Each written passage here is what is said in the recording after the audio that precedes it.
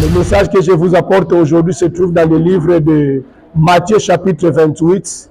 Là, dans ce verset, il est question de la résurrection de Jésus-Christ. Jésus-Christ étant ressuscité des morts, la Bible déclare, il envoya des femmes pour aller dire aux disciples qu'il est ressuscité. Voici, qu'il vous précède en Galilée et c'est là que vous le verrez. Les disciples sont allés et réellement, ils ont trouvé le maître au lieu indiqué et le maître ressuscité. Mais la Bible dit ils ont adoré Jésus. Pendant qu'ils ont adoré Jésus, la Bible déclare quelques-uns n'ont pas crié. Nous sommes aujourd'hui dans un monde qui voit les bienfaits de Jésus, qui voit la grandeur de Jésus, qui voit ce que Jésus-Christ peut bien faire, mais ils ne croient pas. Et ces genres de disciples, ces genres de fidèles sont pleins dans nos églises. Nous devons chercher des voies et moyens sur comment arranger l'église de Dieu. Et sur la montagne, il donne l'ordre. Il dit, allez, faites de toutes les nations mes disciples.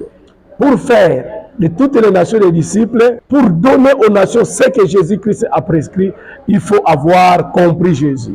Comment quelqu'un qui doute de Jésus, qui l'adore avec doute, peut-il réellement répandre l'évangile? Le problème aujourd'hui, l'église, c'est vide de membres parce que c'est le problème des premiers venus.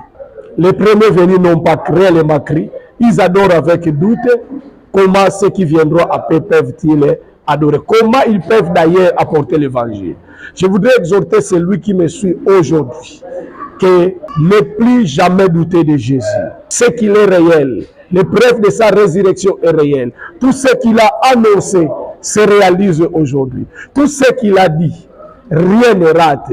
Tout se réalise. Le maître que nous servons sait promettre et sait réaliser. Le maître que nous servons, il est le Dieu qui dit une chose et il y a des réactions.